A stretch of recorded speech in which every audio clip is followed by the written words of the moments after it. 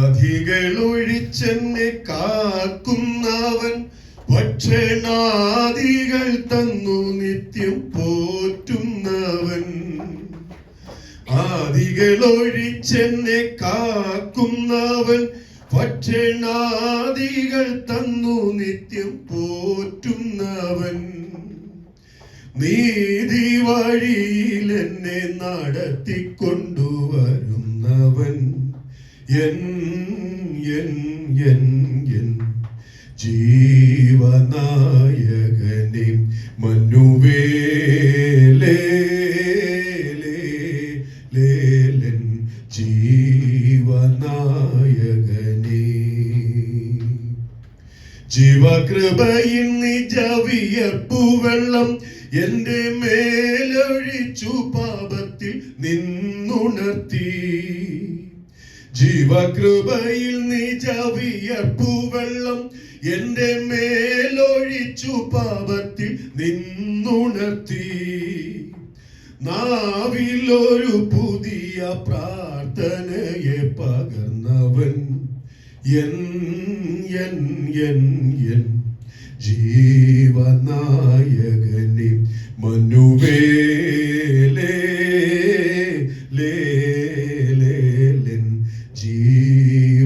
ജീവനായകനെ.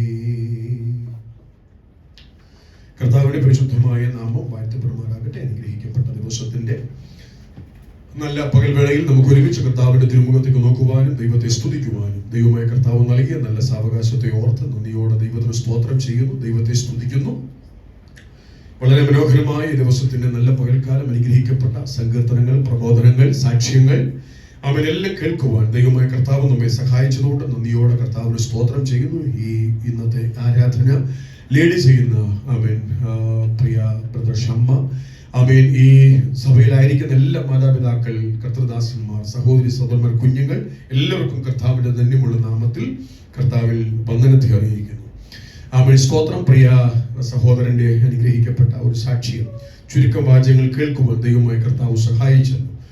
ഉത്തർപ്രദേശിന്റെ മണ്ണിൽ അവർ ചെയ്യുന്ന നല്ല വേലയും പ്രവർത്തനങ്ങളെയും ദൈവം വിശാലമാക്കട്ടെ എന്ന് നമുക്ക് ഒരുമിച്ച് ആഗ്രഹിക്കാം, പ്രാർത്ഥിക്കാം. ഏത് പ്രതികൂലത്തിന്റെ നടുവിൽ ദൈവം തന്റെ സഭയെ പണിയും, ദൈവം തന്റെ വേല ചെയ്യും. ദൈവം വിശ്വസ്തനാണ്. കർത്താവ് പ്രിയ പൈതലിനെയും ഇവിടെ ചെയ്യുന്നവരുടെ ഫ്രണ്ട്സ് എല്ലാ പ്രിയപ്പെട്ടവരെയും ദൈവം അനുഗ്രഹിക്കട്ടെ എന്ന് ഞാനും ആഗ്രഹിക്കുകയും പ്രാർത്ഥിക്കുകയും ചെയ്യുന്നു. തുടർന്നുള്ള ചില മിനിറ്റുകൾ കർത്താവിനെ ഏൽപ്പിച്ച ചില ചിന്തകൾ നിങ്ങളുമായി പങ്കുവെച്ച് കർത്തൃ സന്നിധിയിൽ ഇരിപ്പാൻ ഞാൻ കർത്താവിൽ ആഗ്രഹിക്കുകയും പ്രാർത്ഥിക്കുകയും ചെയ്യുന്നു. ഞായറാഴ്ചതോറും എൻ്റെ പ്രസംഗ വേളയിൽ ഞാൻ നിങ്ങളുമായിട്ട് ഇപ്പോൾ ഈ കഴിഞ്ഞ ചില ആഴ്ചകളായി സംസാരിച്ചുകൊണ്ടിരിക്കുന്ന വിഷയത്തിലേക്ക് തന്നെ നമ്മുടെ ശ്രദ്ധയെ ഇന്ന് പകൽക്കാലം ഒരിക്കൽ കൂടി കൊണ്ടുവരുവാൻ ഞാൻ കർത്താവിൽ ആഗ്രഹിക്കുകയാണ്. 139 സങ്കീർത്തനത്തിന്റെ 1-ാമത്തെ വാക്യമാണ് നമ്മൾ അതിന് കുറിവാക്യമായി ആധാരമായി വായിച്ചത്. യഹോവേ, നീ എന്നെ ശോധന ചെയ്ത് അറിഞ്ഞിരിക്കുന്നു. Test or correction of God. ദൈവത്തിന്റെ പരിശോധനകൾ എന്തെല്ലാമാണ് എന്നാണ് നമ്മൾ ചിന്തിച്ചുകൊണ്ടിരിക്കുന്നത്. ഒന്ന്, ദൈവം നമ്മുടെ സമയത്തെ പരിശോധിക്കുന്നു. രണ്ടാമതായി നമ്മൾ ചിന്തിച്ചത് ദൈവം നമ്മുടെ വാക്കുകളെ പരിശോധിക്കുന്നു. മൂന്നാമതായി, അതായത് കഴിഞ്ഞ ആഴ്ചയിൽ നമ്മൾ ചിന്തിച്ചത് ദൈവം നമ്മുടെ സ്വഭാവത്തെ പരിശോധിക്കുന്നു. ഇന്ന് പകൽ നമ്മൾ ചിന്തിപ്പാൻ ആഗ്രഹിക്കുന്നത് ചില മരുഭൂമിയുടെ അനുഭവത്തിലൂടെ ദൈവം നമ്മെ കടത്തിവിടുന്നു എന്ന് പറഞ്ഞാൽ നമ്മുടെ ജീവിതത്തിന്റെ മരുഭൂമിയുടെ അവസ്ഥകളെ പരിശോധിക്കുന്ന ഒരു ദൈവമുണ്ട്. ഹോശയ്യ പ്രവാചകന്റെ പുസ്തകം 2-ാം അധ്യായത്തിന്റെ 14-15 വാക്യം ഒന്ന് നമുക്ക് വായിക്കാം. ഹോശയ്യ പ്രവചനം 2:14-15. അതുകൊണ്ട് ഞാൻ അവളെ വശീകരിച്ച് മരുഭൂമിയിൽ കൊണ്ടുവച്ച് അവൾ കൃത്യമായി സംസാരിക്കും. അവിടെ നിന്ന് മേലോട്ട് മുന്തിരിത്തോട്ടങ്ങളെയും മതി. നമുക്ക് എല്ലാവർക്കും സുപരിചിതമായ ഒരു വേദഭാഗമാണ്. അതുകൊണ്ട് ഞാൻ അവളെ വശീകരിച്ച് മരുഭൂമിയിൽ കൊണ്ടുചെന്ന് അവളോട് കൃത്യമായി സംസാരിക്കും. ഞാൻ മരുഭൂമി എന്ന ഒരു പദം കിട്ടാൻ വേണ്ടി ആ വാക്യം ഒന്ന് വായിച്ചു എന്ന് മാത്രമേ ഉള്ളൂ. സ്തോത്രം. മരുഭൂമിയിൽ ദൈവം ചിലരെ കൊണ്ടുവന്ന് ദൈവം കൃത്യമായി സംസാരിച്ചിട്ടുള്ള ഒത്തിരി അനുഭവങ്ങൾ വിശുദ്ധ വേദപുസ്തകത്തിൽ നമുക്ക് കാണുവാനായിട്ട് സാധ്യമായി തീരുന്നുണ്ട്. നമുക്കറിയാം നമ്മുടെ പ്രിയപ്പെട്ടവർ ഒത്തിരി ആളുകൾ കേരളത്തിൽ നിന്നൊക്കെ ദൈവത്തിന് പിടികൊടുക്കാതെ, ദൈവദാസന്മാർക്ക് പിടികൊടുക്കാതെ, ദൈവവചനത്തിന് കീഴ്പ്പെടാതെ ഒക്കെ പോയ നൂറുകണക്കിന് ആളുകളെ ദൈവം മരുഭൂമിയിലേക്ക് വിട്ട്, പ്രത്യേകിച്ച് ഗൾഫ് രാജ്യങ്ങളിൽ, സൗദി അറേബ്യ തുടങ്ങിയ രാജ്യങ്ങളിലൊക്കെ വിട്ട് അവിടെ നിന്ന് ചില കാര്യങ്ങൾ പഠിച്ച് ദൈവം പഠിപ്പിച്ച് അവൻ വിശ്വാസികളായി തീർന്ന, പാസ്റ്റർമാരായി തീർന്ന നൂറുകണക്കിന് ആളുകളെ നമുക്കൊക്കെ പരിചയമുണ്ട്. ആമേൻ, ഹല്ലേലൂയ. അങ്ങനെ സൗദി അറേബ്യയിലൊക്കെ ദീർഘവർഷങ്ങൾ ജോലി ചെയ്ത് അവിടെ വെച്ച് അവൻ ദൈവത്താൽ സന്ദർശിക്കപ്പെട്ട് കർത്താവിന്റെ ദാസന്മാരായി തീർന്ന ഒത്തിരി ആളുകൾ ഇന്ന് ഈ ബാംഗ്ലൂർ പട്ടണത്തിൽ താമസിച്ച് കർത്തൃവേല ചെയ്യുന്ന ഒത്തിരി ആളുകളെ എനിക്കറിയാം. ആമേൻ, ഹല്ലേലൂയ. എന്ന് പറഞ്ഞാൽ ഞാൻ പറഞ്ഞു വന്നതിന്റെ ഒറ്റ കാര്യം ഇത്രയേ ഉള്ളൂ. ദൈവമക്കളെ, നമ്മുടെ ജീവിതത്തിൽ നിന്ന് മരുഭൂമിയുടെ ചില അനുഭവത്തിലേക്ക്, മരുഭൂമിയുടെ ചില അവസ്ഥയിലേക്ക് ദൈവം നമ്മളെ കൊണ്ടുചെല്ലുന്നുണ്ടെങ്കിൽ, നാം ആയിരിക്കുന്നെങ്കിൽ, ഇന്ന് പകൽക്കാലം നാം ഓർത്തിരിക്കേണ്ട ഒരു കാര്യമുണ്ട്. ദൈവത്തിന് നമ്മളോട് സംസാരിക്കാനുണ്ട്. ദൈവത്തിന് ചിലത് നമ്മളെ കൊണ്ട് ചെയ്യിക്കാനായിട്ടുണ്ട്. അങ്ങനെ ഒത്തിരി കാര്യങ്ങൾ, മരുഭൂമിയുമായി ബന്ധപ്പെട്ട ഒത്തിരി കാര്യങ്ങൾ നമുക്ക് വിശുദ്ധ വേദപുസ്തകത്തിൽ പഠിക്കുവാൻ കഴിയുന്നുണ്ട്. അതിനകത്ത് നിന്ന് എല്ലാം സംസാരിക്കുന്നില്ല. മോശയെ മരുഭൂമിയിൽ കൊണ്ടുചെന്ന് ദൈവം മോശയോട് കൃത്യമായി സംസാരിക്കുന്ന ചില കാര്യങ്ങൾ ഇന്ന് പകൽ നിങ്ങളുമായിട്ട് ഷെയർ ചെയ്യുവാൻ ഞാൻ കർത്താവിൽ ആഗ്രഹിക്കുകയാണ്. ആമേൻ, ദൈവത്തിന് സ്തോത്രം.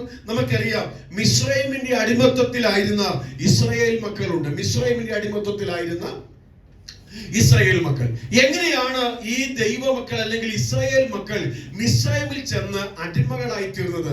നമുക്കറിയാം, ദൈവത്തിന്റെ ദാസനായ, ദൈവത്തിന്റെ അവൻ ഹിതപ്രകാരമുള്ള അവൻ യോസേപ്പിന്റെ തണലിൽ അവൻ യാക്കോബും കുടുംബവും അവൻ മിസ്രൈമിലേക്ക് കുടിയേറി പാർക്കുകയും അവിടെ അവർ വലിയ ഒരു രാഷ്ട്രമായി, ജാതിയായി തീരുന്ന അനുഭവങ്ങൾ നമുക്ക് വിശുദ്ധ വേദപുസ്തകത്തിൽ പഠിക്കുമ്പോൾ കാണുവാനായിട്ട് സാധ്യമായി തീർന്നുണ്ട്. അവൻ BC 1710 1570 ഇടയ്ക്കുള്ള 140 വർഷം അവൻ ഈജിപ്റ്റ് ഭരിച്ചത് അയൽ നാട്ടുകാരായ, അയൽ രാജ്യക്കാരായ ഹിക്സോസ് എന്ന് പറയുന്ന ഒരു കൂട്ടരാണ്. അവൻ പ്രാകൃതന്മാരും യുദ്ധപ്രിയന്മാരുമായിരുന്നു ഇവരെന്ന് പറയുന്നത്. നിങ്ങൾക്കറിയാമോ, മിസ്രൈമിൽ, ഈജിപ്തിൽ ഇപ്പോൾ 3 കൂട്ടരാ ഉള്ളത്. ഒന്ന് സ്വജാതീയർ, 2 അയൽ രാജ്യങ്ങളായ ഹിക്സോസുകൾ, അവരിപ്പോൾ ഇവിടെ ഭരിക്കുകയാണ്. മൂന്നാമതൊരു കൂട്ടരുള്ളതെന്ന് പറയുന്നത് അവൻ ഇവിടെ കുടിയേറി പാർക്കുന്ന ഈ ഇസ്രായേൽ മക്കൾ അവിടെയുണ്ട്. അപ്പോൾ അയൽ രാജ്യക്കാരുണ്ട്, സ്വന്തം നാട്ടുകാരുണ്ട്, കുടിയേറി പാർക്കുന്ന ആളുകൾ. ഇങ്ങനെ 3 സമ്മിശ്ര ജാതികൾ അവൻ തിങ്ങിപ്പാർക്കുന്ന ഒരു സ്ഥലമാണ് ഈജിപ്റ്റ് അഥവാ മിസ്രൈം എന്ന് പറയുന്നത്. നിങ്ങൾക്കറിയാമോ, അവൻ സ്വജാതികൾ ഒരു നാട്ടിൽ കയറി, ഇപ്പോൾ ഇന്ത്യയിൽ കയറി, മറ്റൊരു വിദേശത്തിലുള്ള, നമ്മുടെ ഇവിടെ സോണിയാഗാന്ധി പ്രൈം മിനിസ്റ്റർ ആകുന്നതിനെ കുറിച്ചും അവ ഇന്ത്യക്കാരി അല്ലെന്നും ഇറ്റലിക്കാരിയാണെന്നൊക്കെ പറഞ്ഞുണ്ടായ കോലിളക്കങ്ങളൊക്കെ നമുക്ക് എല്ലാവർക്കും സുപരിചിതമാണല്ലോ. അവൻ നമ്മുടെ ഭാരതത്തിൽ മറ്റൊരു രാജ്യത്ത് ജനിച്ചു വളർത്തപ്പെട്ട അവൻ പൗരത്വമുള്ള ഒരാള് ഇന്ത്യയുടെ പ്രധാനമന്ത്രിയാകാൻ ഒരുപക്ഷെ ഇവിടുത്തെ രാജ്യമോ ഇതിന്റെ ഭരണഘടനയോ അനുവദിച്ചു വരുന്നവരില്ല. അങ്ങനെ അനുവദിക്കപ്പെട്ടാലും എല്ലാവർക്കും അത് സൂഹിക്കണമെന്നില്ല. ഈജിപ്തിനെ സംബന്ധിച്ച് അയൽ രാജ്യക്കാരായ ഹിക്സോസുകൾ ഭരിക്കുന്നത് സ്വന്തം നാട്ടുകാരെ അവരെ സംബന്ധിച്ച് ഒരിക്കലും അംഗീകരിക്കാൻ കഴിയാത്ത കാര്യങ്ങളായിരുന്നു. ഒടുവിൽ ആഭ്യന്തര കലാപത്തിലൂടെ സ്വജാതിയർ ഭരണം പിടിച്ചടക്കി. ആമേൻ, സ്തോത്രം. അങ്ങനെ ചുരുക്കി പറഞ്ഞാൽ ഈ അയൽ രാജ്യക്കാരായ, നാട്ടുകാരായ രാജാക്കന്മാരോടും ഭരണകർത്താക്കന്മാരോടുമുള്ള അവരോടുള്ള ഒടുങ്ങാത്ത പകയിൽ ബലിയാടുകളായത് ആരാണെന്ന് അറിയാമോ? പാവം നിരപരാധികളായ കുടിയേറ്റക്കാരായ ഇസ്രായേൽ മക്കളായിരുന്നു. ആമേൻ. അവർ ചിന്തിക്കുകയാണ്, അവൻ പണ്ടുണ്ടായതുപോലെ ദേശത്ത് ഇനി വലിയൊരു ക്ഷാമമുണ്ടായാൽ അവൻ ധാന്യങ്ങൾ ശേഖരിച്ചു വെക്കേണ്ടതിന് സംഭാര നഗരങ്ങൾ പണിയുവാൻ അവൻ സ്വജാതീയരായ ഭരണകർത്താക്കൾ ആലോചന വെച്ചപ്പോൾ ഇതിനു വേണ്ടി അവരുടെ കണ്ണു പതിഞ്ഞത് ആരുടെ മേലാണെന്നറിയാമോ? പാവം പിടിച്ച ഇസ്രായേൽ മക്കളുടെ മേല. ഇപ്പോൾ അവൻ തിരുവനത്തിൽ പറയുന്നത്, അവൻ അവരുടെ കഷ്ടത ഞാൻ കണ്ടു. അവൻ ഊഴിയ വിചാരകന്മാർ നിമിത്തമുള്ള അവരുടെ നിലവിളി ഞാൻ കേട്ടു. അവൻ ദൈവം തന്നെ സ്വന്തം ജനത്തിന്റെ കഷ്ടത കണ്ടു കഴിഞ്ഞപ്പോൾ അവരെ അവിടെ നിന്ന് എങ്ങനെയെങ്കിലും പുറപ്പെടുവിച്ചു കൊണ്ടുവരുവാൻ ദൈവം ഇപ്പോൾ ആരിൽ കൂടെ പദ്ധതി ഒരുക്കുന്നു? അവൻ മോശയിൽ കൂടെ പദ്ധതി ഒരുക്കുക. മോശയിൽ കൂടെ പദ്ധതി ഒരുക്കിയപ്പോൾ മോശയോട് ഈ വാർത്ത പറയാൻ ദൈവം തെരഞ്ഞെടുത്ത ഒരു സ്ഥലമാണ് മരുഭൂമി എന്ന് പറയുന്നത്. ആമേൻ. ഇനിയാണ് നമ്മൾ ചിന്തിക്കാനായിട്ട് ആഗ്രഹിക്കുന്നത്. ആമേൻ. ഈ മോശ ഹോരേബ് പർവ്വതത്തിൽ തന്റെ ആടുകളെ മേയിച്ചുകൊണ്ടിരിക്കുമ്പോൾ ഒരു മുൾപ്പടർപ്പിൽ പ്രത്യക്ഷപ്പെട്ട് അവൻ സ്വർഗത്തിലെ ദൈവം തമ്പുരാൻ മോശയോട് പറയുകയാണ്, മോശേ, എന്റെ ജനത്തിന്റെ കഷ്ടത ഞാൻ കണ്ടു, അവരുടെ നിലവിളിയും ഞാൻ കേട്ടു. അതുകൊണ്ട് നീ പുറപ്പെട്ട് ഫറവോൻ രാജാവിന്റെ അടുക്കൽ ചെന്നിട്ട് ഒരു കാര്യം വിളിച്ചു പറയണം, എന്നെ ആരാധിപ്പാൻ എന്റെ ജനത്തെ വിട്ടയക്കണം. അത് പറഞ്ഞപ്പോ ഞാനൊന്ന് ആദ്യം തന്നെ ഒന്ന് പറഞ്ഞോട്ടെ. ആമേൻ, ഹല്ലേലൂയ. നമ്മളെല്ലാവരും എന്തിനു വിളിക്കപ്പെട്ടവരാണെന്നറിയാമോ? ആരാധിക്കാൻ വിളിക്കപ്പെട്ട ദൈവജനമാണ്. ആമേൻ, ദൈവത്തിന് സ്തോത്രം. നമ്മൾ ഈ കനാനിൽ പോകുന്നത്, കനാനിൽ എന്തോ ഉണ്ടെന്നറിയാമോ? പാലും തേനും ഉണ്ട്. കനാനിൽ ചെല്ലുന്നത് പാലും തേനും കുടിക്കാനല്ല. മരുഭൂമിയിലായാലും കനാലിനായാലും ജീവിതത്തിന്റെ ഏത് സാഹചര്യത്തിൽ ഒരു ദൈവത്തിന്റെ പൈതൽ എത്തപ്പെട്ടാലും ദൈവം നമ്മെ കുറിച്ച് ആഗ്രഹിക്കുന്നത് നാം ദൈവത്തെ ആരാധിക്കണം എന്നുള്ളതാണ്. എന്ന് പറഞ്ഞാൽ അതിന്റെ അർത്ഥം അവനെ ആരാധിപ്പിക്കാൻ ഇവിടെ നല്ല അനുഗ്രഹിക്കപ്പെട്ട ഗാനങ്ങൾ ആലപിക്കുന്ന അവന് സഹോദരന്മാരുണ്ട്. അവരെ ഓർത്ത് ഞാൻ ദൈവത്തിന് സ്തോത്രം ചെയ്യുന്നു. നന്നായിട്ട് ഇവിടുത്തെ ഇൻസ്ട്രുമെന്റ്സ് ഒക്കെ കൈകാര്യം ചെയ്യാൻ അവരതിന്റെ മാക്സിമം അവർ ശ്രമിക്കുന്നുണ്ട്. അവരോട് ചേർന്ന് നമ്മളൊക്കെ ദൈവത്തെ ആരാധിക്കുന്നുണ്ട്. ഇതെല്ലാം നല്ല കാര്യമാണ്. പക്ഷേ ഏതൊരു വർഷിപ്പ് ലീഡേഴ്സിനും ഏതൊരു പ്രസംഗകരും, ആമേൻ, ദൈവത്തിന് സ്തോത്രം, ചിലര് ഈ പ്രസംഗകന്മാർക്കൊക്കെ ഈ സ്റ്റേജിൽ കയറി പ്രസംഗിക്കുമ്പോൾ മുമ്പിലിരിക്കുന്ന ജനങ്ങളൊക്കെ ഒരു സ്തോത്രം പറയാനും ഒരു ഹല്ലേലൂയ പറയാനും ഒരു റെസ്പോണ്ട് ചെയ്യാനും ഒക്കെ ആഗ്രഹിക്കുന്ന ആളുകളാണ്. വർഷിപ്പ് ലീഡേഴ്സിനായാലും അവര് കയറി പാട്ടൊക്കെ പാടുമ്പോൾ എല്ലാവരും ചേർന്ന് കൈയടിക്കാനും എല്ലാവരും ചേർന്ന് പാടാനും ആരും അത് ചെയ്യാതിരിക്കുമ്പോൾ അവർക്കും അത് വിഷമമുണ്ട്. അതുകൊണ്ട് അവര് പറഞ്ഞ ആരും മൗനമായിരിക്കരുത്, ആരും കൈയടിക്കാതിരിക്കരുത്, എല്ലാവരും ചേർന്ന് പോരാന്നൊക്കെ അവർ പറയുന്നത് കേട്ടിട്ടില്ലേ? ആമേൻ, ദൈവത്തിന് സ്തോത്രം. ഞാൻ പറഞ്ഞത് ആമേൻ, അതൊക്കെ നല്ല കാര്യം ചെയ്യട്ടെ. പക്ഷെ ഞാൻ ഒരു കാര്യം പറയാം. ആമേൻ, ദൈവസഭയ്ക്കകത്ത് വന്ന് ആരാധിപ്പിക്കാൻ ആരുമില്ലെങ്കിലും അവൻ ഇന്ന് പകൽ എന്നെ ഈ ആലയത്തിനകത്ത് എന്റെ ദൈവം കൂട്ടിവരുത്തിയത് 4 പേരെ കാണിക്കാനല്ല, ആരെയും കാണാനല്ല, നേരെ മറിച്ച് എന്റെ ആയുസ്സിന്റെ ഉടയവനായ എന്നെ ബലപ്പെടുത്തിയ എന്നെ സഹായിച്ച അനേക ഭക്തന്മാർ പട്ടുപോയപ്പോൾ വീണുപോകാതെ തകർന്നു പോകാതെ എന്നെ നിർത്തിയ ഒരു ദൈവമുണ്ട്, എന്നെ സൂക്ഷിച്ച ദൈവമുണ്ട്. ആ ദൈവത്തെ ആരാധിക്കാനാണ് ഇന്ന് പകൽ ഞാൻ ഇതിനകത്ത് വന്നത് എന്ന് ബോധ്യമുള്ള എത്ര ദൈവമക്കൾ ഇതിനകത്ത് ഇരിപ്പുണ്ട്. അവർക്കൊരിക്കലും അടങ്ങിയിരിക്കാൻ പറ്റില്ല, അവർക്ക് വാതുറക്കാതിരിക്കാൻ പറ്റില്ല. അവർ ദൈവത്തെ ആരാധിക്കും. കാരണം എന്താണെന്നറിയാമോ? നമ്മൾ ഒരിക്കൽ എവിടെ കിടന്നവരാ? മിസ്രൈമിന്റെ അടിമത്തത്തിൽ കിടന്നവരാ. അവർ എല്ലാവരും ഒരു കാര്യം ഓർക്കണം, നിന്നെ അടിമ വീടായ മിസ്രൈമിൽ നിന്ന് ദൈവം പുറപ്പെടുവിച്ചുകൊണ്ട് വന്നത് നീ നല്ല വീട് വെക്കുമ്പോൾ, നീ നല്ല വാഹനം മേടിക്കുമ്പോൾ, നീ എന്തെല്ലാം സുഖ സൗകര്യം അനുഭവിക്കുമ്പോഴും നിന്നെ അടിമ വീട്ടിൽ നിന്ന് കൊണ്ടുവന്ന് നിന്റെ ദൈവത്തെ മറക്കാതിരിക്കാൻ നീ സൂക്ഷിച്ചു കൊള്ളണം. അങ്ങനെയാണെങ്കിൽ ദൈവമക്കളെ, ദൈവത്തിന് അവരൊത്തിരി കഷ്ടപ്പെട്ടതല്ലേ? ഇനി അവരെൽപ്പം ഒന്ന് സുഖിച്ചോട്ടെ എന്നല്ല ദൈവം തമ്പുരാൻ വിചാരിച്ചത്. ആമേൻ, അവിടെ ചെന്നിട്ട് എന്തോ പറയണം? എന്നെ ആരാധിക്കാൻ എന്റെ ജനത്തെ വിട്ടയക്കണം. ആമേൻ, അത് മാത്രമാ ദൈവത്തിന്റെ ഉദ്ദേശം. നമ്മുടെ വിഷയം അതല്ല. നമ്മൾ ചിന്തിക്കുന്നത് ജീവിതത്തിന്റെ മരുഭൂമിയിൽ മോശയെ ഒരു മരുഭൂമിയിൽ കൊണ്ടുചെന്നിട്ട് അവൻ ദൈവം മോശയോട് സംസാരിക്കുക. മോശേ, നീ എന്ത് ചെയ്യണം? ഫറവോൻ രാജാവിന്റെ അടുക്കൽ ചെന്നിട്ട് വിളിച്ചു പറയണം, എന്നെ ആരാധിപ്പാൻ എന്റെ ജനത്തെ വിട്ടയക്കണം, അതിനുവേണ്ടി നീ പുറപ്പെടണം. ആമേൻ. ഇനി പുറപ്പാട് പുസ്തകം 3-ാം അധ്യായത്തിലേക്ക് നമ്മുടെ ശ്രദ്ധയെ കൊണ്ടുവരാം. ഇനി ഞാൻ പറയുന്ന വാക്യങ്ങൾ മാത്രം ഒന്ന് ചെയ്യണം. പുറപ്പാട്, എക്സോഡസ് ചാപ്റ്റർ 3. ആമേൻ. അതിനകത്തു നിന്നാണ് ഞാൻ ചില കാര്യങ്ങൾ നിങ്ങളുമായിട്ട് വേഗത്തിൽ പങ്കുവെച്ച് കൃത്യസമയത്ത് നമ്മുടെ യോഗം അവസാനിക്കും. ആമേൻ. ദൈവത്തിന് സ്തോത്രം. ദൈവം തമ്പുരാൻ മോശയോട് ഫറവോൻ രാജാവിന്റെ അടുക്കൽ ചെല്ലാൻ പറഞ്ഞപ്പോൾ മോശ ദൈവസന്നിധിയിൽ പറഞ്ഞ 5 തടസ്സമുണ്ട്. ഈ 5 തടസ്സത്തിനും ദൈവം 5 മറുപടി കൊടുത്തു. അത് നമ്മൾ വേഗത്തിൽ ചിന്തിക്കുക. ഞാൻ നീക്കി വെക്കുന്നില്ല, ഇതൊന്ന് പറഞ്ഞു തീർക്കാനായിട്ട് ആഗ്രഹിക്കുക. നമ്മുടെ ചിന്താവിഷയം ഇത്രേ ഉള്ളൂ. മരുഭൂമിയിൽ വെച്ച് ദൈവം മോശയോട് സംസാരിച്ചു കഴിഞ്ഞപ്പോൾ ആമേൻ അതേ ദൈവത്തോട് മോശ പറഞ്ഞ് 5 തടസ്സവും ദൈവം കൊടുത്ത 5 മറുപടിയും. ഇത് പറയുമ്പോൾ തന്നെ ആദ്യം നമ്മൾ ഓർക്കേണ്ട ഒരു കാര്യമുണ്ട്. ആമേൻ. മോശ ദൈവത്തോട് 5, ഞാൻ പറയാം, അവസാനം പറയാം.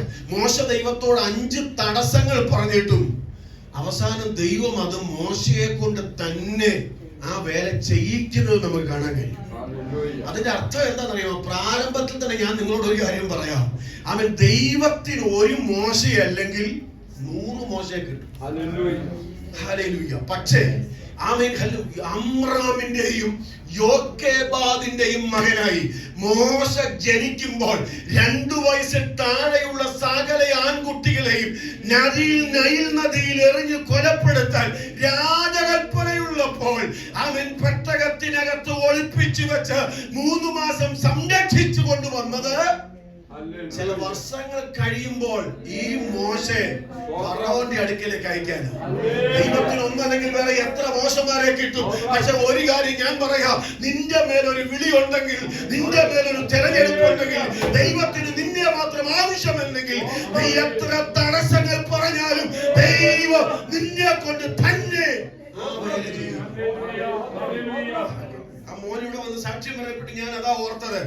അവരെ ആ ഉത്തർപ്രദേശിന്റെ മണ്ണിലേക്ക് ദൈവം അയച്ച് അവിടെ ഒരു വേല ചെയ്യിക്കാൻ ദൈവത്തിന് പദ്ധതി ഉണ്ടെങ്കിൽ, ദൈവത്തിനൊരു തെരഞ്ഞെടുപ്പുണ്ടെങ്കിൽ, ദൈവത്തിന്റെ ഒരു വിളി അതിനകത്തുണ്ടെങ്കിൽ ഏത് സ്വജാതിയർ അതിനകത്ത് പട്ടണം വളഞ്ഞാലും ഹല്ലേലൂയ, ദൈവം ആരംഭിച്ചത്, ദൈവം ലക്ഷ്യമിട്ടത്, ദൈവം ആഗ്രഹിച്ചത് ദൈവമാണ്. അതുപോലെ തന്നെ അവരെ കൊണ്ട് തന്നെ ചെയ്യും. അതുകൊണ്ട് ചെറുപ്പക്കാരായിട്ടുള്ള ഓരോ പ്രിയപ്പെട്ടവരോടും ഞാൻ പറയാം, ദൈവത്തിന്റെ വിളി നിങ്ങളുടെ മേൽ ഉണ്ടെങ്കിൽ വേറെ ഒന്നും തിരഞ്ഞെടുക്കരുത്. ദൈവത്തിന്റെ വിളി ഇല്ലെങ്കിൽ ഇത് നല്ല വേലയാണെന്ന് പറഞ്ഞ് കയറി വരുകയും ചെയ്യരുത്. പഠിച്ചോണം, ജോലിക്ക് പൊയ്ക്കോളൂ. ഓസ്ട്രേലിയയോ കാനഡയിലോ അങ്ങനെ ഇംഗ്ലണ്ടിലോ എവിടെയെങ്കിലും ഒക്കെ പൊയ്ക്കോ. പക്ഷെ ദൈവത്തിന്റെ വിളി ഉണ്ടെങ്കിൽ, ദൈവത്തിന്റെ തെരഞ്ഞെടുപ്പുണ്ടെങ്കിൽ, നോ എന്ന് പറഞ്ഞാൽ അവൻ ചില കാലങ്ങൾ കഴിഞ്ഞാലും ദൈവം ആ സ്ഥാനത്ത് നമ്മെ കൊണ്ടുവന്നിരിക്കും. കാരണം ദൈവം അങ്ങനെ ചെയ്യുന്ന ഒരു ദൈവമാണ്. മോശ ദൈവത്തോട് പറയുന്ന 5 തടസ്സം. നമ്മളെല്ലാം ഒത്തിരി തടസ്സങ്ങൾ പറയുന്നവരാ. ആമീൻ, ഹല്ലേലൂയ. അപ്പൊ മോശ സമയം പോകുന്നുണ്ട് 3:11 വായിച്ചു. മോശ ദൈവത്തോടെ ഫറവോന്റെ അടുക്കൽ പോകുവാനും ഇസ്രായേൽ മക്കളെയും ഇസ്രായേലിൽ നിന്ന് പുറപ്പെടുവിപ്പാനും ഞാൻ എന്തു മാത്രമുള്ളൂ. ആദ്യം തന്നെ നമ്മൾ ഒരു കാര്യം മനസ്സിലാക്കേണ്ട കാര്യമുണ്ട്. ദൈവം നമ്മളോട് എന്തെങ്കിലും ഒന്ന് ചെയ്യാൻ ആവശ്യപ്പെട്ടാൽ, പോകാൻ പറഞ്ഞാൽ, നമ്മൾ പോയില്ലെങ്കിൽ നമ്മൾ ഒത്തിരി കഷ്ടപ്പാടിലൂടെ പോകേണ്ടതായ സാഹചര്യം വരും.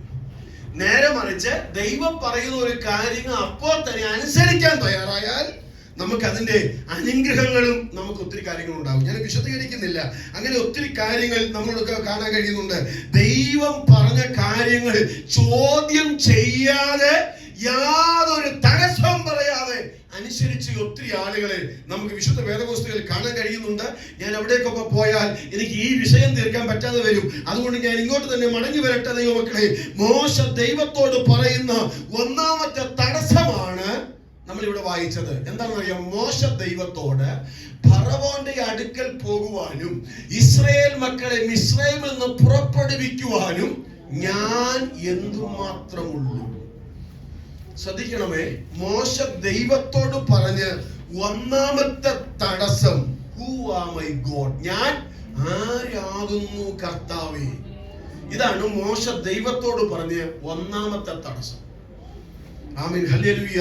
അതിന് മോശയോട് ദൈവം കൊടുത്ത മറുപടിയാണ് ഞാൻ നിന്നോട്. വായിച്ചു കിടത്തത് അതിനവൻ ഞാൻ നിന്നോട് കൂടെ ഇരിക്കും.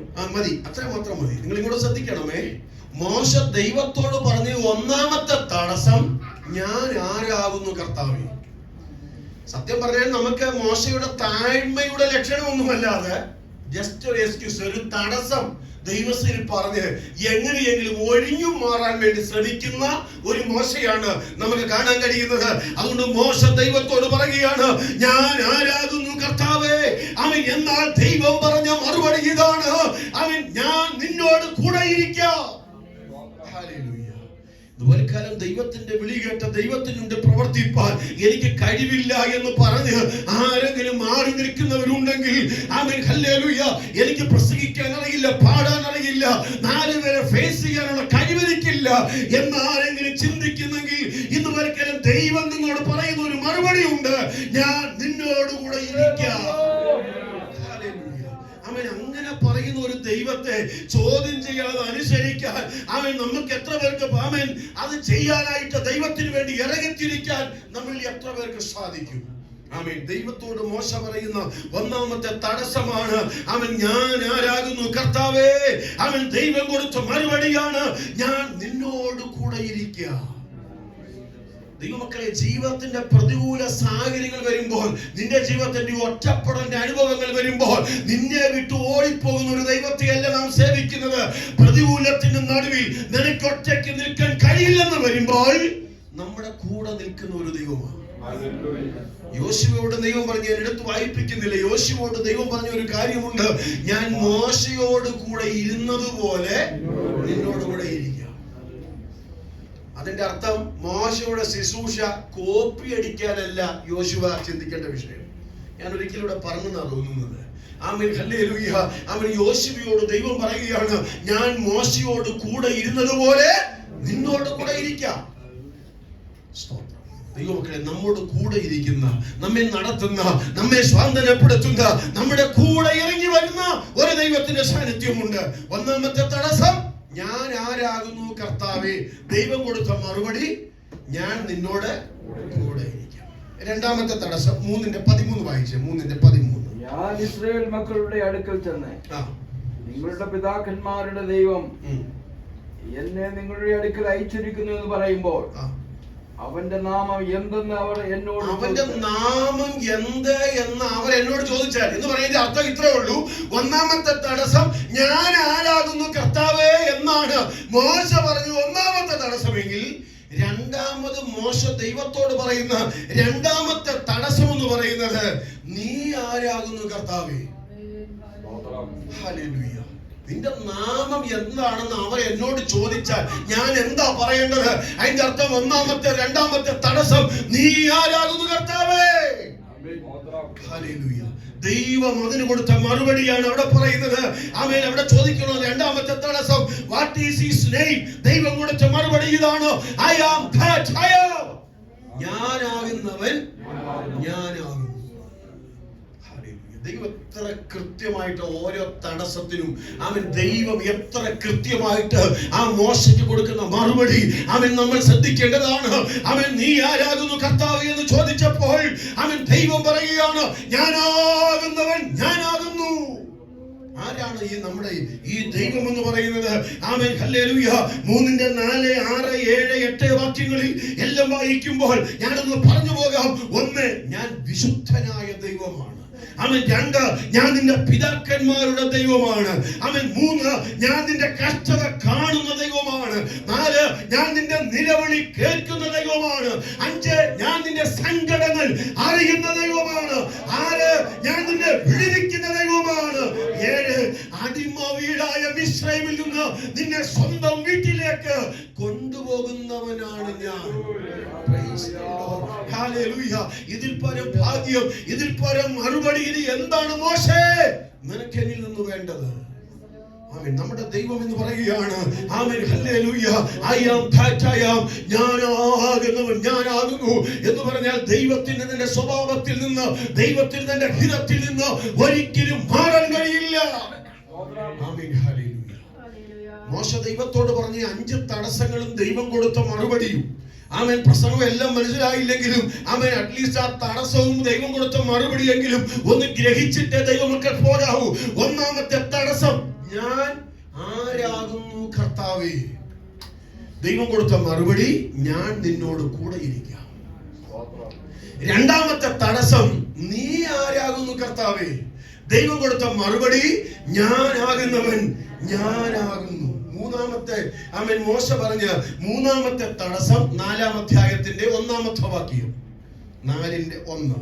അതിന് മോശ അവർ എന്നെ വിശ്വസിക്കാതെയും എന്റെ വാക്ക് കേൾക്കാതെയും യഹോവ നിനക്ക് പ്രത്യക്ഷനായിട്ടില്ല എന്ന് പറയും എന്നുത്തരം പറഞ്ഞു. മതി. നാലാമത് മോശ പറഞ്ഞ തടസ്സം ഇതാണ്. അതിന് മോശ, അവർ എന്നെ വിശ്വസിക്കത്തില്ല. They will not believe me. Hallelujah. അവർ എന്നെ വിശ്വസിക്കത്തില്ല.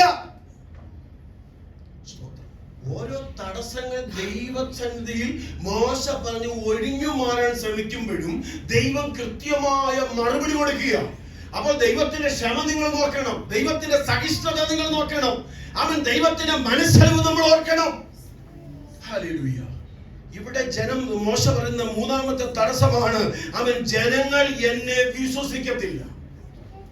ഉടനെ ദൈവം എത്ര കൃത്യമായിട്ട് മറുപടി ദൈവത്തോട് പറയുകയാണ്. Amen, hallelujah. അങ്ങനെ ഒരു സാഹചര്യം വന്നാൽ ഞാൻ ദൈവമാണെന്ന് അവർ അറിയേണ്ടതിന്, ഞാനാണ് നിന്നെ അയച്ചതെന്ന് അവർ തിരിച്ചറിയേണ്ടതിന് നീ അവിടെ ചെന്ന് 3 അടയാളങ്ങൾ കാണിക്കണം. നമ്മൾ സൺഡേ സ്കൂളിൽ പഠിച്ചിട്ടുള്ള കാര്യമാണ്. സൺഡേ സ്കൂളിൽ പോയിട്ടുണ്ടെങ്കിൽ സ്തോത്രം അല്ലേ? സൺഡേ സ്കൂളിലൊക്കെ നമ്മൾ പഠിച്ചിട്ടുള്ള കാര്യമാണ്. ആമേൻ, ഹല്ലേലൂയ. മോശേ, ഞാൻ നിനക്ക് 3 അടയാളങ്ങൾ തരാം. ആമേൻ. ഒന്നാമത്തെ അടയാളം എന്ന് പറയുന്നത് വടി നിലത്തിടണം. നിന്റെ കയ്യിൽ എന്തോ ഉണ്ട്? നിന്റെ കയ്യിൽ ഒരു വടിയുണ്ട്. മോശയോട് ചോദിച്ചാൽ മോശ പറയും, എന്റെ കയ്യിൽ ശുശ്രൂഷയ്ക്ക് വിളിച്ചപ്പോൾ എന്റെ കയ്യിൽ ദൈവം ഒരു വടി തന്നിട്ടുണ്ട്. അത് ചുമ്മാ ആടിനെ അടിക്കാനുള്ള വടിയല്ല, അതൊരു അത്ഭുതത്തിന്റെ വടിയാണ്. അവൻ മുൻപോട്ട് പോകാൻ കഴിയാത്തൊരു ചെങ്കടൽ എന്റെ മുൻപിൽ വന്നപ്പോൾ ഒരിക്കൽ ഞാൻ ഈ വടിയെടുത്ത് ആ സമുദ്രത്തിന്റെ മേൽ നീട്ടിയപ്പോൾ വെള്ളം 2 ഭാഗത്തേക്കും പിരിഞ്ഞു പോയതാണ്. ഇത് സാധാരണ ഒരു വടിയല്ല, ഇതൊരു അത്ഭുതത്തിന്റെ വടിയാണ്. ഈ വടി കൊണ്ട് ഞാൻ ഭൂമിയിലെ പൂഴിക്ക് മുകളിൽ അടിച്ചാൽ അത് പേനായിട്ടും മറ്റൊരു ബാധയായിട്ടും വേണമെങ്കിൽ മാറാനൊക്കെ കഴിയും. അപ്പൊ എന്റെ കയ്യിൽ എന്തോ ഉണ്ട്? എന്റെ കയ്യിൽ ഒരു വടിയുണ്ട്. മോശയോട് ദൈവം പറയുകയാണ്, നീ അവിടെ ചെന്നിട്ട് ഞാനാണ് നിന്നെ അയച്ചതെന്ന് പറഞ്ഞിട്ടും അവർ വിശ്വസിക്കുന്നില്ലെങ്കിൽ അവൻ നീ 3 അടയാളങ്ങൾ അവിടെ കാണിക്കണം, നീ 3 അത്ഭുതങ്ങൾ അവിടെ കാണിക്കണം. അവൻ ഒന്നാമത്തെ അത്ഭുതമാണ്, നിന്റെ കയ്യിൽ ഇരിക്കുന്ന വടി നീ നിലത്തിടണം. നിലത്തിടുമ്പോൾ ഇത് എന്തായിട്ട് മാറും? ഇത് സർപ്പമായിട്ട്, അല്ലെങ്കിൽ ഇത് പാമ്പായിട്ടും മാറും. ആമേൻ, ഹല്ലേലൂയ. അവൻ വീണ്ടും നീ അതിന്റെ വാലിൽ പിടിക്കുമ്പോൾ ഇത് വീണ്ടും വടിയാവും. മോശ ഇത് അങ്ങോട്ട് കാണിച്ചപ്പോ അവര് പറയുക, ഇത് ഞങ്ങളുടെ ഇവിടുത്തെ മന്ത്രിമാർക്കും ഞങ്ങളുടെ ആളുകൾക്കും ഈ അത്ഭുതം കാണിക്കാനുള്ള കഴിവുണ്ട്. അപ്പൊ നിനക്ക് മാത്രമൊന്നുമല്ല, ഞങ്ങളുടെ മന്ത്രിമാരുടെ കയ്യിലും ഞങ്ങളുടെ ഇവിടുത്തെ ആളുകളുടെ കയ്യിലും വടിയുണ്ട്. ആമേൻ, ദൈവത്തിന് സ്തോത്രം. എപ്പോഴും ആമേൻ ദൈവത്തിന്റെ പ്രവർത്തികൾക്കെതിരെ വെല്ലുവിളിക്കുന്ന ആളുകൾ അന്നും ഉണ്ട്, ഇന്നും ഉണ്ട്, എവിടെയുണ്ട്. അതുകൊണ്ട് ഈ അത്ഭുതങ്ങൾ ചെയ്യാൻ ഞങ്ങൾക്കും കഴിയും. ഹല്ലേലൂയ. അങ്ങനെ അവരുടെ ആളുകളും വന്നൊരു വടി നിലത്തിട്ടു, അതും സർപ്പമായി മാറി. ഇപ്പം ആമേൻ സ്തോത്രം. മോശ ഇങ്ങനെ കൺഫ്യൂഷനായി, ഇപ്പൊ എന്റെ വടി ഏതാണ്? എല്ലാരും അങ്ങ് ആടുകയില്ലേ? പാമ്പ് വന്ന ആടുമല്ലോ, പത്തിയൊക്കെ വിടർത്തി ഇങ്ങനെ ആടും. ഇപ്പൊ അവരുടെ മന്ത്രിമാരുടെ കയ്യിൽ നിന്നിട്ട് അവരുടെ ആളുകളുടെ കയ്യിൽ നിന്ന് നിലത്തിട്ട വടിയും എന്തായി? സർപ്പമായി മാറി. ഇപ്പൊ മോശയുടെ വടിയും മോശയുടെ സർപ്പവും അവരുടെ സർപ്പം കൂടി ഒരുമിച്ച് കിടന്ന് ആടാൻ തുടങ്ങിയപ്പോ മോശക്ക് ഒരു കൺഫ്യൂഷൻ, ഇപ്പൊ ഞാനിട്ട വടി. ഇന്ന് പെന്തക്കോസ്തിനകത്ത് ഇങ്ങനെ ആടുന്ന ഒത്തിരി ആളുകളുണ്ട്. ആത്മാവിൽ ആടുന്നവരും ഒരു ഓളത്തിന് കിടന്ന് ആടുന്നവരും ഇല്ലേ? അങ്ങനെ ഒത്തിരി ആളുകളുണ്ട്. ഈ ആരാധനയിലൊക്കെ ചിലയിടങ്ങളിലൊക്കെ ചെന്നാൽ കാണാം. എന്റെ അഭിപ്രായം, ആരാധിക്കണം. ചിലർ പറയും നമ്മുടെ ഇരിക്കുന്ന ഇടം മാറുന്നങ്ങ് ആരാധിക്കാം. ഞാൻ പറയുന്നുണ്ട്, ആരാധിച്ചില്ലേലും കുഴപ്പമില്ല, ഇരിക്കുന്ന ഇടം എവിടെയാണെന്ന് ബോധ്യം വേണം. അത് മറന്നൊന്നും ആരും ആരാധിക്കണ്ട. ഹല്ലേലൂയ. എല്ലാവരും ആടുക, എല്ലാവരും ആടുക. അവൻ എല്ലാവരും പാടുന്നുണ്ട്, എല്ലാവരും തുള്ളുന്നുണ്ട്. പക്ഷെ മോശയുടെ വടി ഏതാ, അവരുടെ വടി ഏതാണെന്ന് ഇപ്പൊ തിരിച്ചറിയാൻ സത്യമല്ലേ? നമ്മുടെ ഇടയിൽ സംഭവിക്കുന്ന ഇതല്ലേ? ആത്മാവിൽ പാടുന്നത് ആരാണെന്നോ അല്ലാതെ പാടുന്ന ആരാണോ ഒന്നും ഇപ്പൊ നമുക്ക് തിരിച്ചറിയാൻ പറ്റുന്നില്ല. നമ്മളെല്ലാം കിടന്ന് ആടി തുള്ളി ആമേൻ ഹല്ലേലൂയ ഭയങ്കര കാര്യങ്ങളാ. പക്ഷെ ഞാൻ ഒരു കാര്യം പറയാം, ഒരു തിരിച്ചറിവ് ഇതിനകത്ത് വരും. മോശേ, നിനക്ക് കൺഫ്യൂഷൻ ഒന്നും വേണ്ട. Amen hallelujah. അവരുടെ ആളുകൾ ഇട്ട വടി ആ സർപ്പം വെറുതെ കിടന്നാടുമ്പോൾ കൂട്ടത്തിനകത്തു നിന്നുണ്ട് ഒരു വടി വടിയിട്ടത് സർപ്പമായി. ആ സർപ്പം ഇങ്ങനെ വാ പൊളിക്കാൻ തുടങ്ങി. അപ്പൊ മോശയ്ക്ക് മനസ്സിലായി, ഇതാണ് ഞാൻ ഇട്ട വടി. അവൻ ഒറിജിനൽ ഏതാണെന്ന് മനസ്സിലായി. മോശയുടെ സർപ്പം മറ്റു സർപ്പങ്ങളെല്ലാം കൂടെ എന്ത് ചെയ്തു? ഇപ്പൊ മനസ്സിലായോ ഒറിജിനൽ ഏതാണ്? ഹല്ലേലൂയ. അതെല്ലാം വിഴുകിക്കളഞ്ഞു. ഇപ്പൊ അവരുടെ ആളുകൾ ഇങ്ങനെ, നമ്മുടെ വടി എന്ത് ചെയ്യും? ഹല്ലേലൂയ. ഇത് അന്ത്യനാളിലും സംഭവിക്കാൻ പോകുന്ന ഒരു കാര്യമാണ്. മനസ്സിലായവർക്കായ ദൈവത്തിന് സ്തോത്രം. അത്രയും പറഞ്ഞ് ഞാൻ ആ ഭാഗം അവിടെ അവസാനിപ്പിക്കുക. ആമേൻ. ഒന്നാമത്തെ അടയാളം എന്ന് പറയുന്നത് നിന്റെ കയ്യിലെ വടി നിലത്തിടുക. ആമേൻ. അത് പാമ്പാകും. വീണ്ടും നീ അതിന്റെ വാലിൽ പിടിക്കുക. അത് സർപ്പമായി മാറും. ഹല്ലേലൂയ. ആമേൻ. ദൈവത്തിന് സ്തോത്രം. ആമേൻ. രണ്ടാമത്തെ അടയാളങ്ങൾ കൊടുത്തത് നിന്റെ കൈ. ആമേൻ. എന്നിട്ടും അവർ നിന്നെ വിശ്വസിച്ചില്ലെങ്കിൽ, ഇതിന്റെ പണി നോക്കി പോരാനൊന്നുമല്ല പറഞ്ഞത്. രണ്ടാമത് ഒരേ അടയാളം കൂടെ ഞാൻ തരാം. 3 അടയാളങ്ങൾ കൊടുത്തു. രണ്ടാമത്തെ അടയാളം നിന്റെ കൈ മാർവിടത്തിലേക്ക് ഇടുക. മാർവിടത്തിലേക്ക് ഇട്ട് അത് പുറത്തെടുക്കുമ്പോൾ ഈ കൈ എന്തായിട്ട് മാറും? കുഷ്ഠമുള്ളതായി മാറും. ആമേൻ. ദൈവത്തിന് സ്തോത്രം. ആമേൻ. എന്നിട്ട് വീണ്ടും ആ കൈ അതിനകത്ത് മാർവിടത്തിലിട്ട് പുറത്തെടുക്കുമ്പോൾ പഴയതുപോലെയായി തീരും. മോശ ചോദിച്ചിട്ടായിരിക്കും ദൈവം അടുത്തത് കൂടെ പറയുക. എന്നിട്ടും അവർ വിശ്വസിച്ചില്ലെങ്കിലോ, മൂന്നാമത് ഒരടയാളം കൂടെ ഞാൻ തരാം. നദിയിലെ വെള്ളം കോരി നീ നിലത്തൊഴിക്കുക. അതെന്തായിട്ട് മാറും? അത് രക്തമായിട്ട് മാറും. ആമേൻ. ദൈവത്തിന് സ്തോത്രം. ഹല്ലേലൂയ. എന്നാലും ദൈവത്തിന് ഇഷ്ടമാണ്. കാരണം എന്റെ ജനമാണ് അവിടെ കിടന്ന് കഷ്ടത അനുഭവിക്കുന്നത്. എന്റെ ജനമാണ് അവിടെ കിടന്ന് കരയുന്നത്. എന്റെ ജനത്തെയാണ് അവർ പീഡിപ്പിക്കുന്നത്. എങ്ങനെയെങ്കിലും അവരെ ഒന്ന് രക്ഷിച്ചു കൊണ്ടുവരുവാൻ ദൈവം ആഗ്രഹിച്ച് മോശയോട് പറയുമ്പോൾ മോശ പറയുന്ന 5 തടസ്സങ്ങൾ. ഒന്നാമത്തെ തടസ്സം, ഹലോ കേട്ടില്ലേ? മനസ്സിലായോ? ഒന്നാമത്തെ തടസ്സം, ഞാൻ ആരാകുന്നു കർത്താവേ. ദൈവം കൊടുത്ത മറുപടി, ഞാൻ നിന്നോട് കൂടെ ഇരിക്കാം. മോശ പറഞ്ഞ രണ്ടാമത്തെ തടസ്സം, നീ ആരാകുന്നു കർത്താവേ. ദൈവം കൊടുത്ത മറുപടി, ഞാനാകുന്നവൻ ഞാനാകുന്നു. മോശ പറഞ്ഞ മൂന്നാമത്തെ തടസ്സം, ജനങ്ങൾ എന്നെ വിശ്വസിക്കത്തില്ല. ദൈവം കൊടുത്ത മറുപടി, 3 അടയാളങ്ങൾ കാണിക്കാനുള്ള ഒരു ശക്തി ഞാൻ നിനക്ക് തരാം. ആമേൻ. ദൈവത്തിന് സ്തോത്രം. ഹല്ലേലൂയ. എന്നിട്ടെങ്കിലും എന്റെ ചിന്തയെ പറഞ്ഞാൽ അല്പം, നമ്മളൊക്കെ പറയത്തില്ലേ, അല്പമെങ്കിലും മര്യാദ ഉണ്ടെങ്കിൽ, ദൈവത്തോട് അല്പമെങ്കിലും കൂറുണ്ടെങ്കിൽ, മര്യാദ ഉണ്ടെങ്കിൽ ഇത്രയൊക്കെ പോരെ, അങ്ങ് പോണ്ടേ? എന്നിട്ടും പുള്ളി തടസ്സം പറയുക. ദൈവത്തോട് പറഞ്ഞ 4ാമത്തെ തടസ്സം, 4:10, 4:10. മോശ യഹോവയോട്, കർത്താവേ, മുൻപേ തന്നെ നീ അടിയനോട് സംസാരിച്ച ശേഷവും ഞാൻ വാക്സാമർത്ഥ്യമുള്ളവനല്ല, ഞാൻ വിക്കനും തടിച്ച നാവുള്ളവനും ആകുന്നു എന്ന് പറഞ്ഞു. അതിന് യഹോവയോട്, മനുഷ്യന് വായി കൊടുത്തത് ആർ? അല്ല, ഊമനെയും ചെകിടനെയും കാഴ്ചയുള്ളവനെയും കുരുടനെയും ഉണ്ടാക്കിയത് ആർ? യഹോവയായ ഞാനല്ലയോ? ആകയാൽ നീ ചെല്ലുക, ഞാൻ നിന്റെ വായോട് കൂടെ. ദൈവത്തിന്റെ മറുപടി കണ്ടോ? ഊമനെയും ചെകിടനെയും ഒക്കെ സൃഷ്ടിച്ചത് ആരാടാ? മോശേ, നീ അല്ലല്ലോ. നിന്റെ കുഴപ്പം കൊണ്ടല്ലല്ലോ സംഭവിച്ചത്. ഇതെല്ലാം ഞാനാടാ സൃഷ്ടിച്ചത്. അവൻ, നീ ചെല്ല്, ഞാൻ നിന്റെ വായോട് കൂടെ ഇരിക്കാം. ആദ്യം പറയാ ഞാൻ നിന്നോട് കൂടെ ഇരിക്കാം. ഇപ്പൊ പറയാണ് ഞാൻ നിന്റെ വായോട് കൂടെ ഇരിക്കാം. അപ്പൊ ദൈവത്തോട് മോശ പറഞ്ഞ 4ാമത്തെ തടസ്സം, മുമ്പേ തന്നെയും നീ എന്നോട് സംസാരിച്ച ശേഷവും ഞാൻ ആരല്ല? ഞാൻ വാക്സാമർത്ഥ്യമുള്ളവനല്ല, ഞാൻ വിക്കനും തടിച്ച നാവുള്ളവനും. അപ്പൊ മോശയ്ക്ക് ഒത്തിരി ക്വാളിറ്റീസ് ഉണ്ടെങ്കിലും ഉള്ള ഒരു ബലഹീനതയായിരുന്നു ശരിക്കും സംസാരിക്കാൻ. അതെ, നമുക്ക് അതിനെ പരിഹസിക്കാൻ പറ്റത്തില്ല. നമ്മുടെ ഇടയിലൊക്കെ ചിലപ്പോൾ അങ്ങനെ ഈ കൊത്ത പറയുന്നതോ അല്ലെങ്കിൽ നാവ് തടിച്ചിട്ട് ഈ വിക്കുള്ള ഒത്തിരി ആളുകൾ ഉണ്ട്. പെങ്കൊച്ചിനെ കാണാൻ ചെറുക്കൻ്റെ വീട്ടിൽ ചെന്ന്, എങ്ങനെയുണ്ട് ചെറുക്കൻ? നല്ല ചെറുക്കനാ, കുഴപ്പമൊന്നുമില്ല, പാരണ്ട് പാപ്പ എന്ന് പറയും, വലിയ കുഴപ്പമൊന്നുമില്ല. സംസാരിക്കുമ്പോൾ മാത്രം അവനൊരു വിക്കുണ്ട്. അല്ല, അപ്പോഴല്ലേ ഉള്ളൂ. സംസാരിക്കാത്തപ്പോൾ പിന്നെന്താ വിക്ക്? സംസാരിക്കുമ്പോൾ മാത്രം. പണ്ട് വിക്കനായ ഒരു മനുഷ്യൻ, പണ്ട് നമ്മുടെ നാട്ടിലേക്ക് കോഴികളെ വളർത്തുള്ളൂ. 6 മണിയൊക്കെ ആകുമ്പോൾ കോഴികളെല്ലാം തന്നെ വന്ന് കൂട്ടിലേക്ക് കയറും. അങ്ങനെ എല്ലാം കയറി, കൂട്ടിൽ എല്ലാം കയറി കഴിയുമ്പോൾ നമ്മൾ ഇന്ന് കോഴിക്കോട് വാതിലൊക്കെ ആയിരിക്കും. പണ്ട് നമ്മൾ പോകുമ്പോഴും ട്രെയിനിൽ പോകുമ്പോൾ ബസ്സിൽ പോകുമ്പോഴൊക്കെ ആരെങ്കിലും വിളിച്ചു പറയും, മോളെ കോഴിക്കോടിന്റെ വാതിലൊന്നും അടച്ചേക്കണമെന്ന്. ഇപ്പൊ പിന്നെ കോഴിയില്ല, കൂടുമില്ല. നമുക്ക് ഇവിടെ ആണെങ്കിൽ ഒന്നും ഒന്നുമില്ല. നാട്ടിൽ ചെന്നാലും ഉണ്ട്. അപ്പൊ ഈ വിക്കനായ മനുഷ്യനാ കോഴിയെ വളർത്തി, കോഴികളെല്ലാം 6:30 ആയപ്പോ കൂട്ടിക്കയറി, മര്യാദക്ക് എല്ലാം ചെന്ന് കയറി. പുള്ളി അവിടെ നിന്ന് വാതിക്കൽ നിന്ന്, കോഴിക്കൂടിന്റെ വാതിക്കൽ നിന്നിട്ട് വിക്കണ്ടല്ലോ. അപ്പൊ അവിടെ എടി നീ കോഴിക്കൂടിന്റെ വാതിലടച്ചോന്ന് ചോദിച്ചു വന്നപ്പോഴത്തേന് എന്ന് പറഞ്ഞപ്പോഴത്തേന് കേറിയ കോഴിയെല്ലാം കൂട്ടിക്കേറിയ സകല കോഴിയും പിടിച്ചായി. പിന്നെ നാഴി അരി വാരിയിട്ട് എല്ലാത്തിനും പിടിച്ചിട്ട് തിന്നോണ്ടിരിക്കുമ്പോ എന്നെ പിടിച്ച് ഓരോന്നിനെയും കൂട്ടിക്കയറ്റി. ഏകദേശമൊക്കെ ഇതേപോലത്തെ സ്വഭാവവും ഇതേപോലത്തെ അനുഭവത്തിൽ കഴിയാണ് ആര്? ഈ മോശ.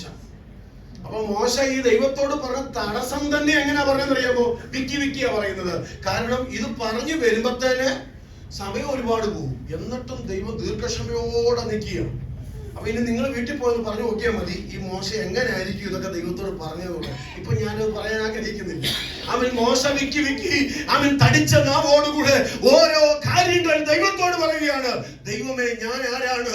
ഞാൻ വിക്കനാണ്, ഞാൻ തടിച്ച നാവുള്ളവനാണ്. പക്ഷെ മോശയോട് ദൈവം പറയുകയാണ്, കുഴപ്പമില്ലടാ, അവൻ ഊമനെയും ചെകിടനെയും ഒക്കെ സൃഷ്ടിച്ചത് ഞാനാണ്, നീ പോ, ഞാൻ നിന്റെ വായോടുകൂടെ ഇരിക്കാം എന്ന് പറഞ്ഞാൽ ഫറവോൻ രാജാവിന്റെ അടുക്കൽ ചെല്ലുമ്പോൾ നിന്റെ നാവിന്റെ കെട്ടഴിക്കാൻ, അവൻ ആ ബന്ധനം അഴിച്ചു മാറ്റാൻ, അവൻ പ്രാഗൽഭ്യത്തോടെ സംസാരിപ്പിക്കാൻ എനിക്ക് കഴിയുമട മോശേ. ആമേൻ. ദൈവത്തിന് സ്തോത്രം. ഹല്ലേലൂയ.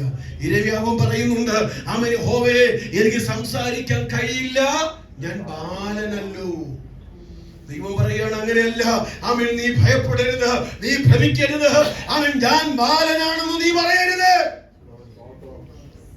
പൗലോസ് അപ്പോസ്തലൻ പറയുന്ന ഒരു കാര്യമുണ്ട്, അവൻ ഞാൻ സംസാരിക്കാൻ വായ തുറക്കുമ്പോൾ പ്രാഗൽഭ്യത്തോടെ സംസാരിക്കേണ്ടതിന് നിങ്ങൾ എനിക്ക് വേണ്ടി പ്രാർത്ഥിപ്പീൻ. ഹല്ലേലൂയ. ദൈവമക്കളെ, നമ്മുടെ വായോടുകൂടെ ഇരിക്കാമെന്ന് പറഞ്ഞവനായ അവൻ ഒരു ദൈവത്തിന്റെ സാന്നിധ്യമുണ്ട്. ഹല്ലേലൂയ. അവൻ ദൈവത്തിന്റെ വിശ്വസ്തതകൾ എത്ര വലുതാണെന്ന് നമ്മൾ ഓർക്കണം. 4 തടസ്സങ്ങൾ ദൈവം മോശയോട് പറഞ്ഞപ്പോഴും കൃത്യമായി അതിന് മറുപടി കൊടുത്തിട്ടും സ്തോത്രം. നമ്മളായിരുന്നെങ്കിൽ സത്യം പറഞ്ഞാൽ ഇത്രയും തടസ്സങ്ങളൊന്നും പറയത്തില്ല, നമ്മളൊക്കെ പോയേക്കാമെന്നെങ്കിലും പറഞ്ഞേനെ. ഇത്രയും തടസ്സങ്ങൾ പറഞ്ഞിട്ടും ദൈവം ഇത്ര ദീർഘക്ഷമയോട് മറുപടി കൊടുത്തിട്ടും ഈ മോശം പോകാൻ തയ്യാറാകണ്ടേ? കാരണം ദൈവത്തിന്റെ സമയത്തിന് എത്ര, ഞാൻ ഒരിക്കലും ഇവിടെ പറഞ്ഞതാ, ഞാൻ യഹോവയ്ക്കായി കാത്തുകാത്തിരുന്നു. അതിനൊരു ഞാൻ ഇവിടെ പറഞ്ഞു, ഓർമ്മയുണ്ടോ ആർക്കെങ്കിലും? അതിന്റെ പശ്ചാത്തലം ഞാൻ പറഞ്ഞല്ലോ അല്ലേ? ആമേൻ. ഹല്ലേലൂയ. കാട്ടിൽ കിടന്ന ദാവീദിനെ വീട്ടിൽ കൊണ്ടുവന്ന് അഭിഷേകം ചെയ്യുന്നത് വരെ അവൻ സർവശക്തനായ ദൈവം കാത്തിരുന്നെങ്കിൽ, പുരോഹിതൻ കാത്തിരുന്നെങ്കിൽ, അവൻ അവിടെ ചെന്ന് ദാവീദിനെ അഭിഷേകം ചെയ്യാൻ പോയ പുരോഹിതൻ പറയുകയാണ്, ഇനി ഈ വീട്ടിൽ ആരെങ്കിലും ഒന്നിനു പുറകെ ഒന്നായിട്ട് 7 പേരെ അഭിഷേകം ചെയ്യാൻ മുമ്പിൽ വന്നപ്പോഴും അവരല്ല എന്ന് പറഞ്ഞ് മാറ്റി നിർത്തിയ ദൈവം. ഹല്ലേലൂയ. അപ്പോഴാണ് പുരോഹിതൻ ചോദിച്ചത്, ഇനി ഇവിടെ ആരെങ്കിലും ഉണ്ടോ? അപ്പോഴാണ് അയാൾ പറയുന്നത്, ഇനിയുണ്ട്, ഇവിടുത്തെ ഇളയവനുണ്ട്, അവൻ വീട്ടിലില്ല, അവൻ കാട്ടിലാണ്. അവൻ ദൈവത്തിന് ആവശ്യം വീട്ടിലുള്ളവനെ അല്ല, കാട്ടിൽ കിടന്നവനെ മതി, ആടിനെ തെറ്റി പരിചയമുള്ളവനെ മതി, അവനെ എന്റെ വേലയ്ക്ക് കൊള്ളത്തുള്ളൂ.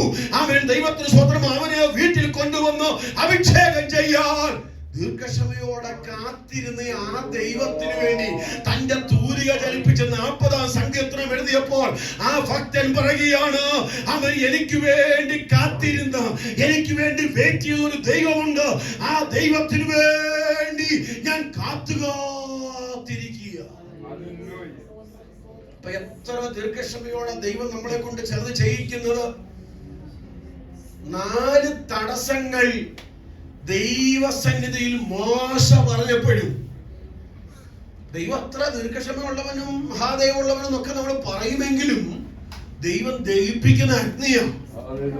അത് മറന്നു പോകരുത്. ദയാലുവോട് നീ ദയാലുവാകുന്നു, നിഷ്കളങ്കനോട് നിഷ്കളങ്കനാകുന്നു. അടുത്തത് ശ്രദ്ധിക്കണം, വക്രനോട് നീ വക്രനാ. ഇതൊക്കെ ദൈവത്തിന് ചെയ്യാൻ അറിയാം. പക്ഷെ അതാ ഞാൻ പറഞ്ഞത്, ഈ മോശയെ കൊണ്ട് ദൈവം ചെയ്യിക്കാൻ ഉദ്ദേശിക്കുന്ന ചില ക്രിയകൾ, അവൻ ആ ഒരു വിളി, ഈ മോശ എത്ര തടസ്സം പറഞ്ഞാലും, എടാ മോശ, എനിക്ക് വേറെ വേണമെങ്കിൽ മോശ കിട്ടും, പക്ഷെ ഇത് ചെയ്യിക്കാൻ ഞാൻ തെരഞ്ഞെടുത്തത് നിന്നെ തന്നെ. അതുകൊണ്ട് നിന്റെ ചെറുപ്രായം മുതല് അവൻ ഞാൻ നിന്നെ പെട്ടകത്തിനകത്ത് ഒളിപ്പിച്ച് അവൻ പിന്നെ നിന്നെ മിസ്രൈമിലെ കൊട്ടാരത്തിൽ വളർത്തി സകല അഭ്യാസമുറ നിന്നെ പഠിപ്പിച്ച് അവൻ പിന്നെ പെട്ടെന്ന് എന്റെ വേലയ്ക്ക് വേണ്ടി ഇറക്കുകയല്ല. പിന്നെ എങ്ങോട്ടാ പോയെന്ന് അറിയാമോ? ആടിനെ വെക്കൽ. മോശയുടെ ആയുഷ്കാലം എത്ര? 120. 40 into 40 into 40 is equal to 120. അതാണ് മോശയുടെ ഒരു കണക്ക്. 40 ആമേൻ into 40 into 40. ആദ്യത്തെ 40 വർഷം ഫറവോന്റെ കൊട്ടാരത്തിൽ, അടുത്ത 40 വർഷം ആടുകളെ കൊണ്ട് മരുഭൂമിയിൽ.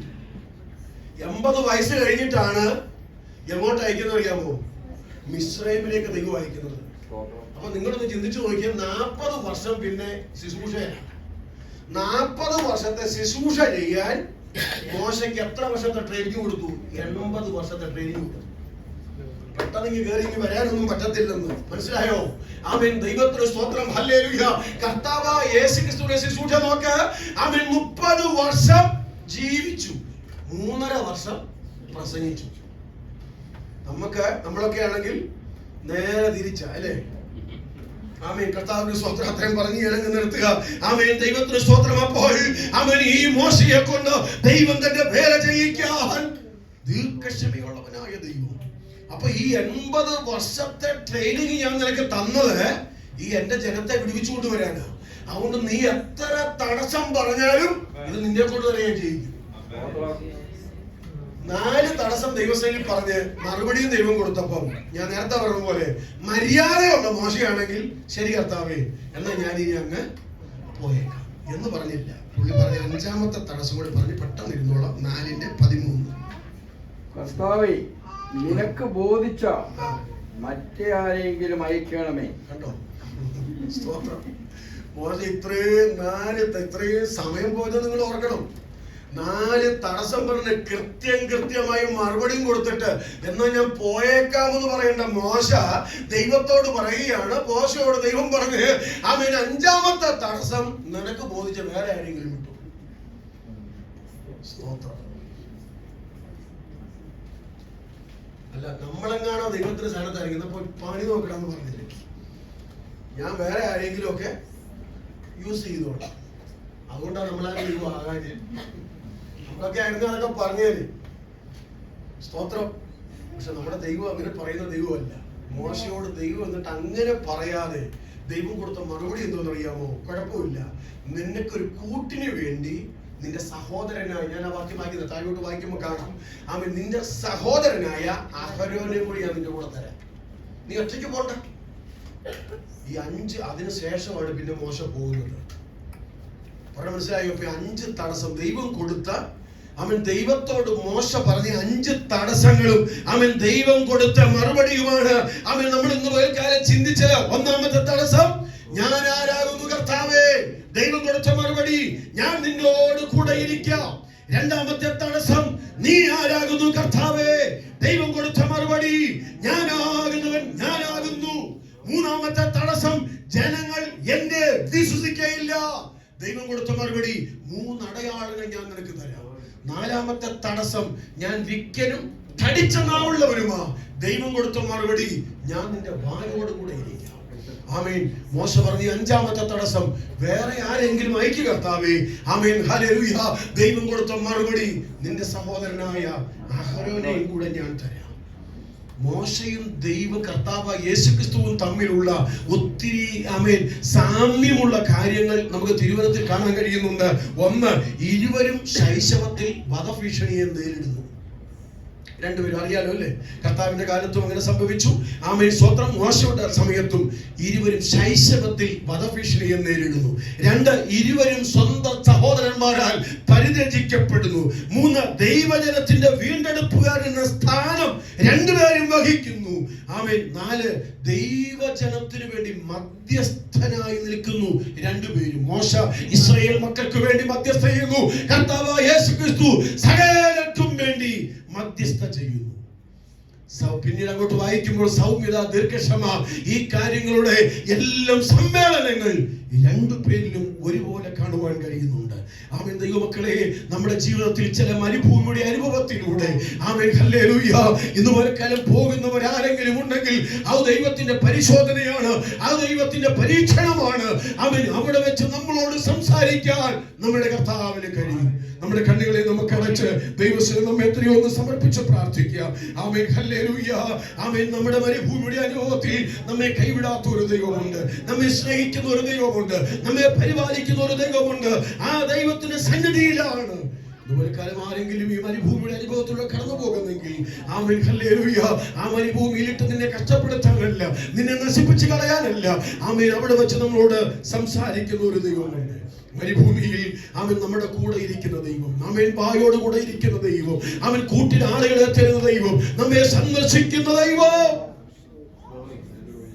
മരുഭൂമിയിൽ മന്ന ഒരുക്കിയവൻ,